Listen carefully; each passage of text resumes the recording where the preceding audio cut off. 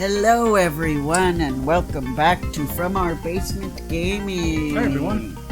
We are back with the second part of our Sonic the Hedgehog 3 Let's Play. Yep. And it is auto save, so here we are. Yep, so we start right from where we left off. Yep. This is so much easier to record because you don't have to do it all in one sitting. Yep. With Sonic 1 and 2 and with CD as well, for the most part, we just kind of had to sit and do it in one go, do multiple parts, because it wasn't short enough to do one video like Mario 1 was, Super Mario Brothers was. That is one of my favorite videos.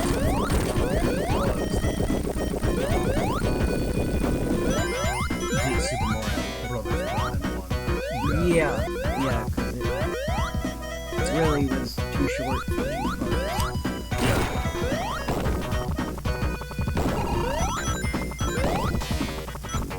But yeah, I enjoy doing the Sonic games on our channel. Me too. And I'm looking forward to the prospect of doing more in the future. Yeah. Because I love this Sonic games. It really cheered me up, honestly. I know sometimes they can be a challenge, but the early ones really have cheered me up, and I feel like the franchise It really is. And I feel like even the games that a lot of people feel like are bad still have something to offer. Yeah. I will agree, even as controversial as it sounds, probably even Sonic and the Secret Rings has something to offer too. Yeah, I know, and while like nobody necessarily praised Sonic and the Secret Rings, like nobody gave it nearly as much hate as they did Sonic 06. Yeah. And I feel like Sonic the Hedgehog 2006 is a better game than Sonic and the Secret Rings. I just do. Yes. I think they were trying to implement too much of the motion control of the Wii in the Sonic and the Secret Rings game, and that made it needlessly frustrating. I would have been perfectly fine with just pushing buttons. Yeah. I don't mind pushing buttons. I don't want to. That's the other Sonic the Hedgehog games. Yeah, I don't want to play Sonic as if I'm playing a racing game. Especially because you guys want to hear a really unpopular opinion. Ready? I did not enjoy Mario Kart on Wii. I didn't like doing motion control. It was much harder to do than just controlling the joystick. I did not have a good time with it. There you go. But I'll try not to talk too much about Mario. That was just a passing thing. Yeah. Talking about Mario on a Sonic game. I'm shame. But yes.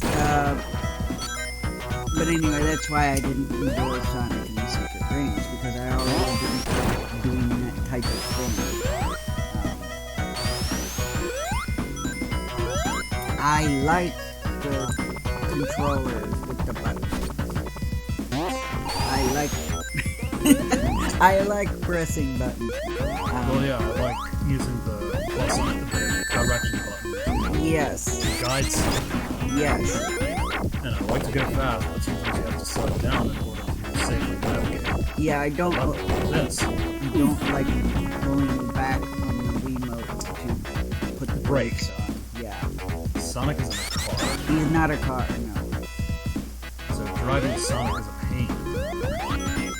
So I do love design. And I was thinking about it the other day that I was debating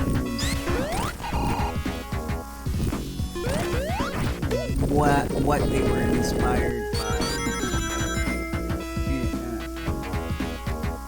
in the Marble Garden Zone.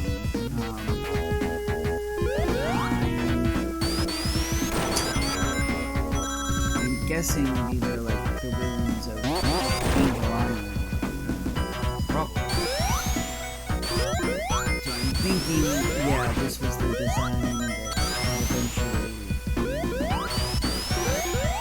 But I don't think at this time they had finalized what location they were basing Angel Island off of. Like by Sonic Adventure, you see some pretty clear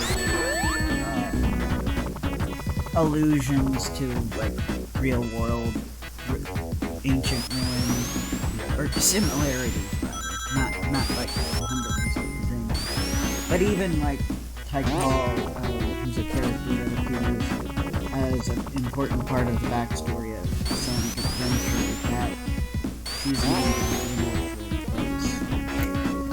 Is in Guatemala. I just looked at it. Guatemala. Yeah.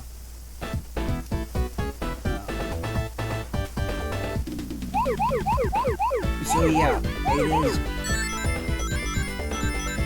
You know, I had always assumed that, or not assumed, but I had always predicted before I really started to look at the architecture of Sonic Adventure and, you know, the literal name right in front of me. I had always thought that Knuckles and the Echidnas were kind of based on like the Aborigines of Australia, but now I'm like, maybe it's more the Aborigines from Guatemala as well,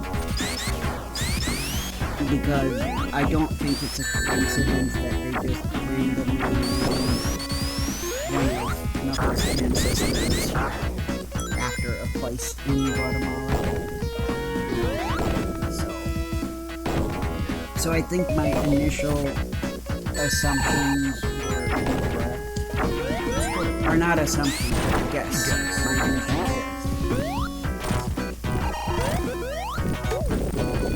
And that might explain. I don't know if they had that idea back then. I have to actually research more about, you know, their ancient ruins. It does. So I'm almost wondering if they had that in mind this far back, like as far back as when they designed Knuckles. Because we've seen, and we'll play Sonic and Knuckles in this chapter. But YouTubers and other people in the Sonic community, fan community, have pointed out that we had hints to the plotline of Sonic Adventure in Sonic and Knuckles. Like, there's a mural that actually shows Sonic fighting Chaos in Sonic and Knuckles. Chaos is in Sonic Adventure. Yes.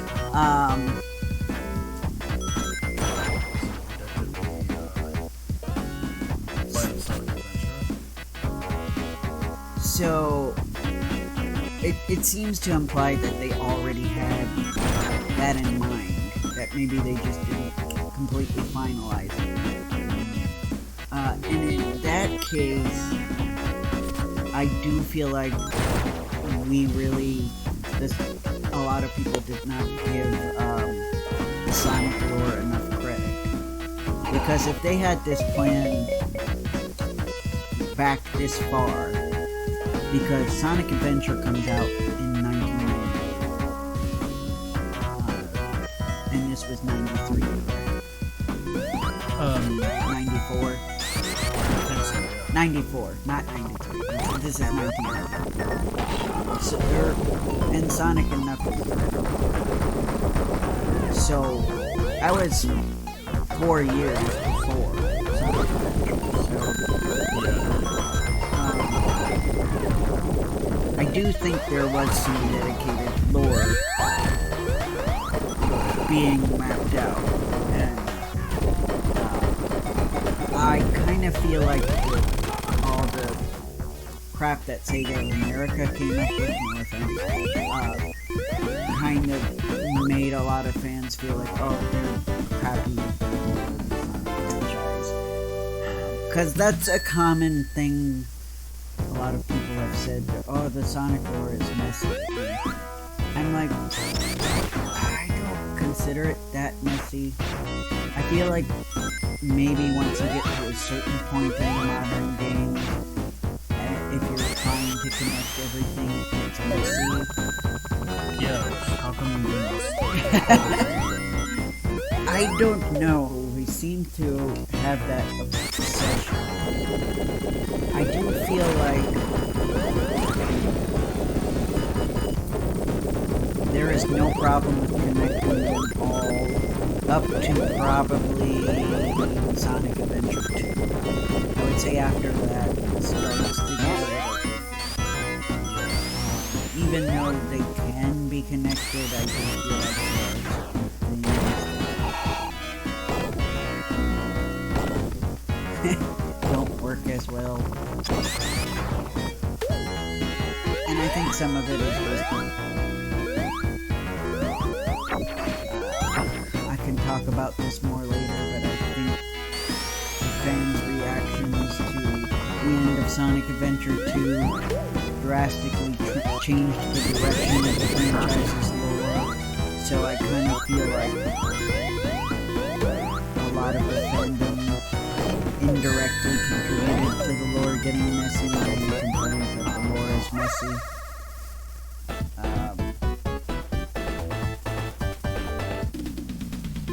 Yeah. But I'll have to talk about some of that later, because for those of you who haven't played Sonic Adventure 2, I will get into a host of spoilers to talk about why I like it. Right. So I won't mention that here. Right now, this is about the introduction to Knuckles, and back before Sega, even Sega was not handling Knuckles the best. Yeah. I miss these days where Knuckles was just a badass anti-hero.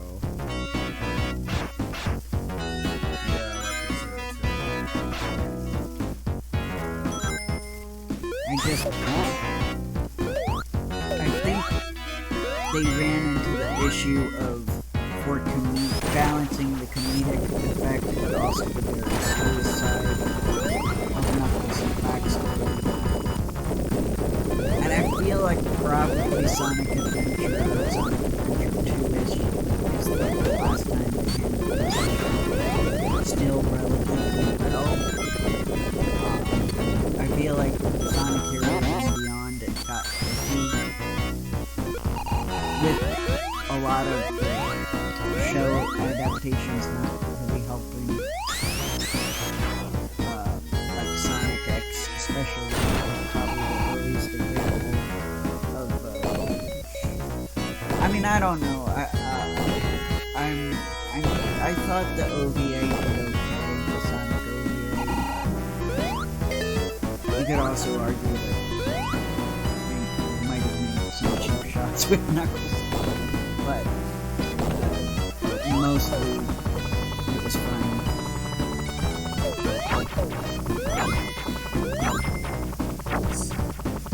Yeah, and I don't really approve of the second live action movie and how they handle it. I will dominate the baseball. Yeah. It could be, seen as offensive.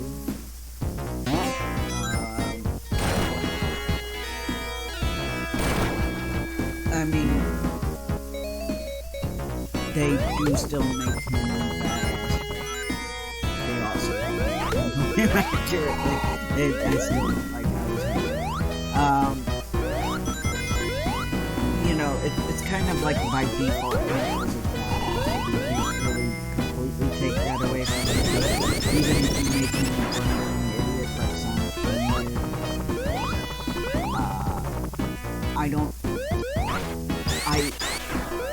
And I was in this really weird situation where I just can't believe him as Knuckles. He's just this weird other dimension Bulk Echidna who happens to also be named Knuckles. But he's not Knuckles, you know what I mean? I know what you mean. And then I think the Archie comics were trying, but I feel like their mistake was making his backstory too fleshed out. I don't think there's anything wrong with their remake. A little bit of a mistake with his backstory. Now, Sonic Adventure does handle a lot of this canon backstory. I think the Archie comics were trying to fill in too many blanks. Felt the need to have him have family members that were alive while he was alive. Where, you know, it obviously has not been confirmed canonically, I don't believe. You can tell me if I'm wrong, but I believe in the video games themselves it has not been confirmed. And my personal feeling, my personal headcanon with Knuckles, frankly, as sad as it sounds, is that he was born alone. Or that at least he was too young to have any real solid memories of his parents, and that he kind of had to learn his destiny from what was left behind. You know, from the ruins, from the Chow. Because yes, we found out there were Chow living on I don't know if they are still on Angel Island. There were at one time Chow on Angel Island. If you don't know what Chow are, don't worry. When we play Sonic Adventure, you'll see.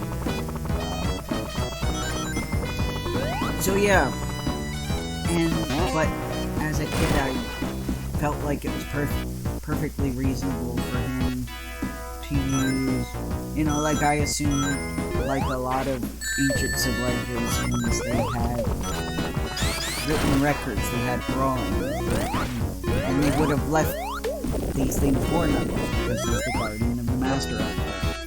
So I feel like he had all the tools he needed to understand, at least on a base level, what his role was, what his destiny was. But also, I felt very much that he was alone. Because canonically, he is the last. That is canon. We know that. So, yeah. And I don't know, I was perfectly fine with the idea of them being and it's fine that, you know, for their university or decided to give him. I understand. Maybe it was easier to write a spin-off comic about him with that. You know, you can't. It's hard to write about somebody who lives on an island alone and just occasionally shows up to help Sonic. I imagine it's hard to write a spin-off just based on that. So I get it from their standpoint, but in terms of a lore standpoint, I don't mind him not having living family. Because I think a huge part of his character is that he's the last to pick that, and I feel like shapes a lot of his decisions.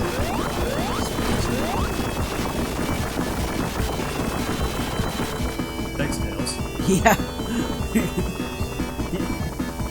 Yeah, a lot of the fights are But anyway, I hope you guys find me. I do.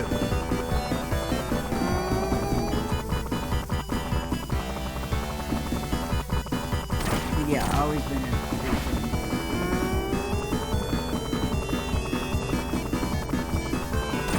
Thanks, Tails. I do. I like Knuckles too. I feel horrible that he's been treated as a fucking devil, essentially. Yeah, it felt like a little bit too much. Especially in like Sonic X. And definitely in Sonic X, because they just threw the concept of Knuckles out the window and their own version of Knuckles that's... Stay strong, Tails. Ah, so that's how we got to this. Circus. I love that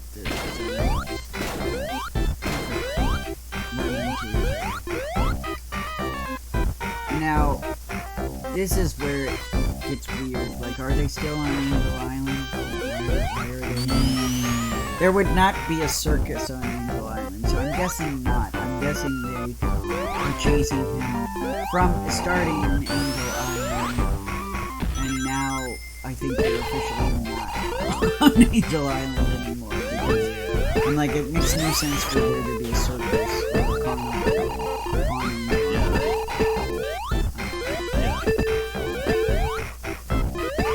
So yeah, you have to suspend your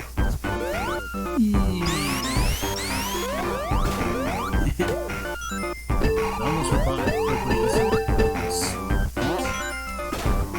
Could be.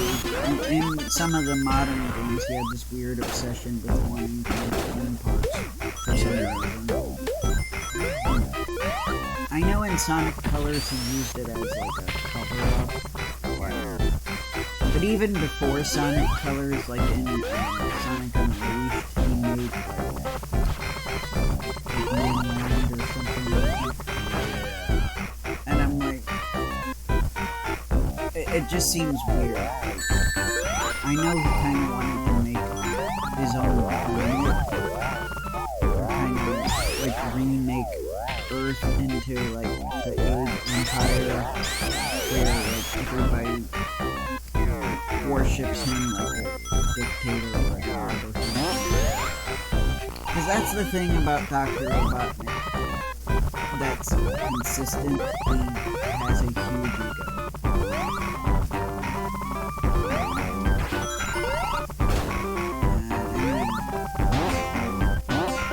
To me, his backstory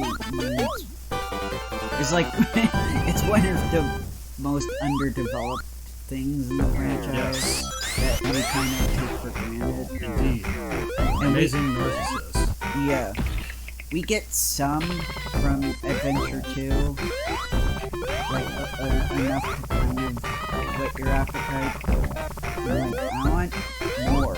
I need to know, because we have concrete stuff in other adaptations of the character, but Sega hasn't given us a whole lot. Like, even the stuff that they gave us in Adventure 2 was not directly about him. It had more to do with family members of his, and it had to do with Shadow. So I'm kind of like, okay. Am I the only one here that wants a complete backstory for him? Yeah, let me know in the comments. Unless Sonic Frontiers already did it, because I haven't played Sonic Frontiers yet. So let me know. I know Sonic Frontiers made one very interesting decision. Well, he creates a daughter for himself. Because one of the characters that he created basically calls his daughter cutscenes that I saw.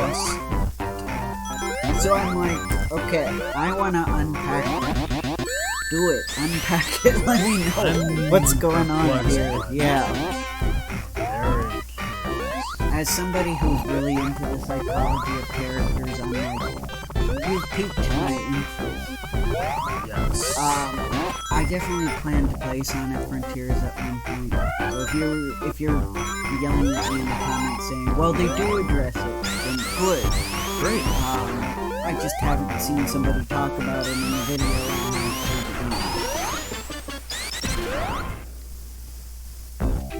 But I saw on the clip, like cutscenes. So that's how I knew he called her daughter.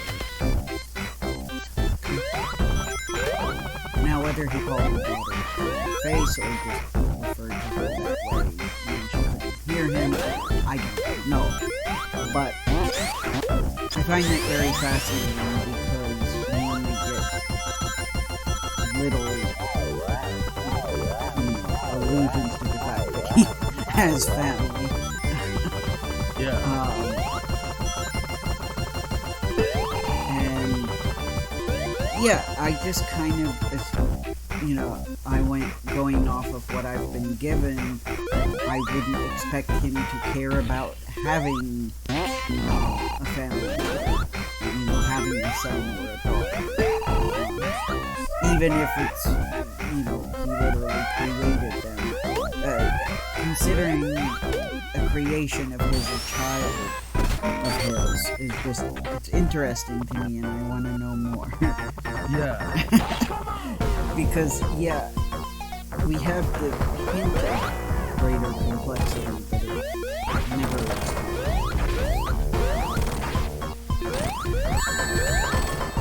That's it. Yeah. It was funny to come to the realization that I really wanted that. Because, honestly, I would like to explore all the characters. And it frustrates me that a lot of the canon, the supposed canon we have, is just from stuff from the comics. Because, you know me guys, I am a video game elitist with Sonic, I guess. With the lore. I tend to just I tend to say it is not completely canon unless Sega says it in the video game. That's pretty much me. Yeah, and I fully understand considering we both lived through the days of Archie's comic. Yeah. Yeah, it doesn't help that I don't always trust the opinions of the comic adaptations. And certainly, I feel like the Paramount movies are between, we're gonna do it our way, and, well, we'll do some of the game lore, which is just an awkward place, so I'm not gonna consider the Paramount movies canon. I don't know about the IDW comics, I haven't read them. What little I've heard of the Fleetway comics, I would not consider them canon either. Yes, despite how interesting the Fleetway comics are. Yes, I can find some of their choices interesting, but I'm not. That doesn't equal equating them as canon.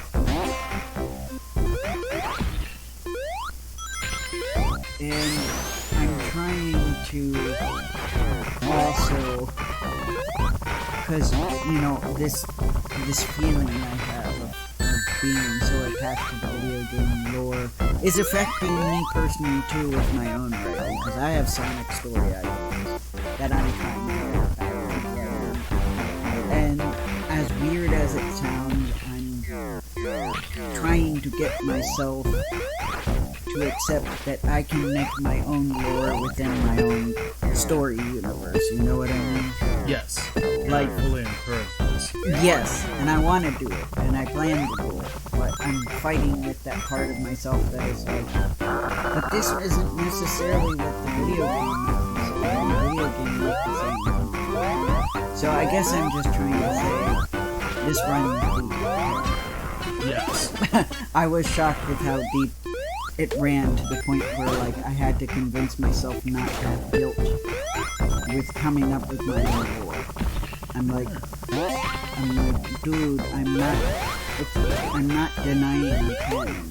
If Sega comes out with something tomorrow that contradicts the lore I come up with today, then so be it. It's the lore within my own story. So it's I think it's a self-esteem thing where I'm trying to accept my own writing as its own contained universe, like I do with the adaptations too. So it's kind of like a learning to respect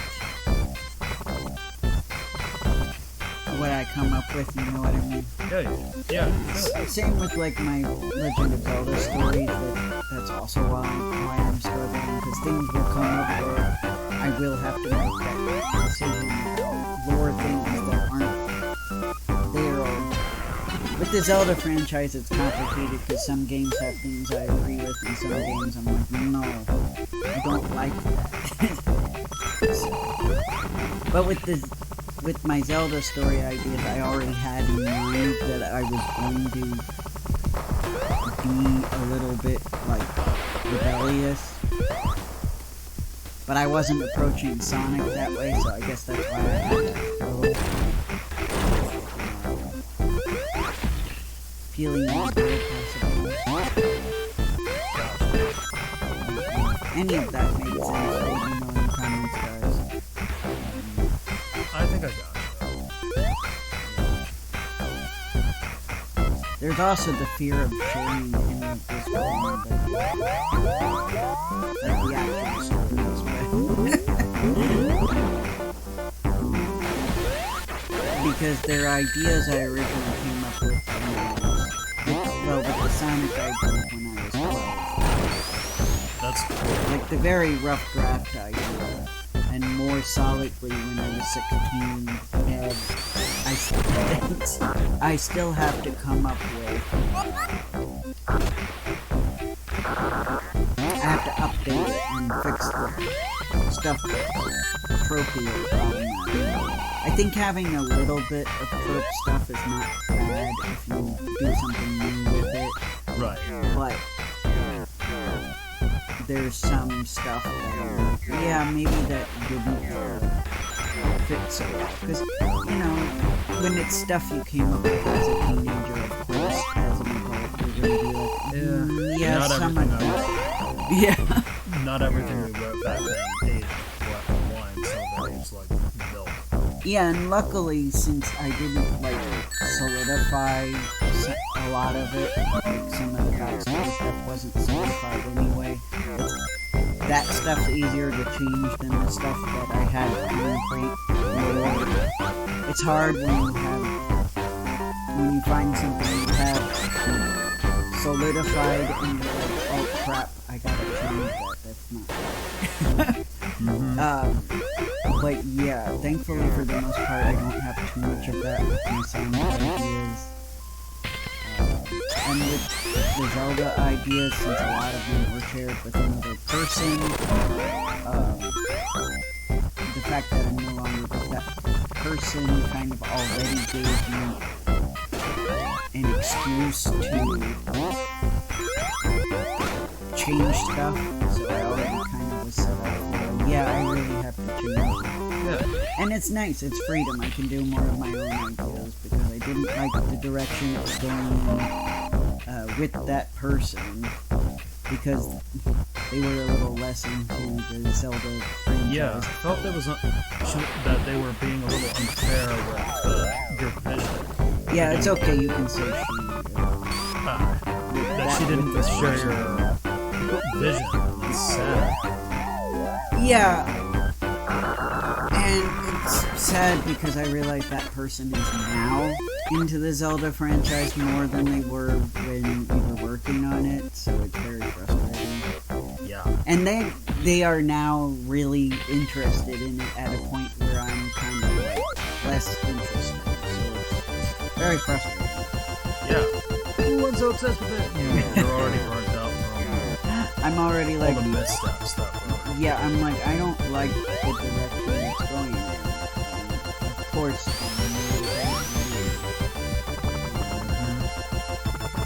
and I was willing to teach her about the stuff she didn't know about in the franchise, but she was very resistant to it. So.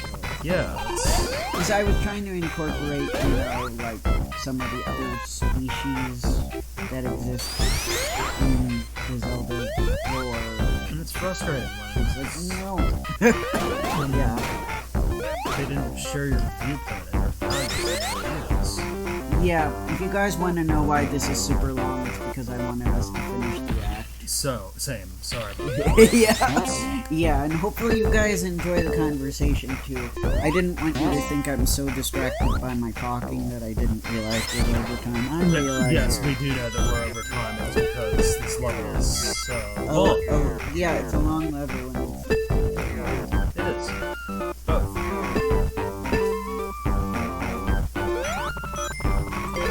But yeah, my Sonic ideas I basically have been working on by myself. And yeah, there are some stuff I still have to update, and it's probably still ultimately gonna not be perfect. Here we are. And I have to come up with some. But yeah, just to give you an idea of the impact, there are some people in the Sonic franchise who were creating stuff from the very beginning. I was not creating anything in the Sonic franchise until after I played Sonic Adventure and Sonic Adventure 2. So that's how much of an impact it had on me. I started creating fan stuff for the Sonic franchise after that. That's why it really hurts me when people who initially praised the Dreamcast games go back and say, no, actually Sonic Adventure and Sonic Adventure suck. Yeah.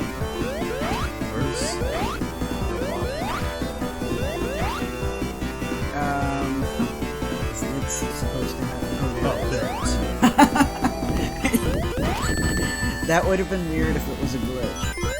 Yeah. Where, like, he just doesn't show up.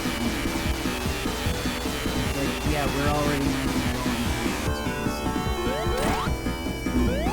That's why the time section is freaking out. Yeah, once you get to 10 minutes, Gotcha. So yeah, Sonic is put in timeout because he's a bad guy. I'm kidding. No, you run out of time and you lose a life. Well. Okay. Alright, Tails, let's hop in here. Let's get out of here before the timer gives up. Whoops. Okay. Okay, to be continued. Oh, sorry. I'm going to pause this. Alright, bye guys. Take care, everyone.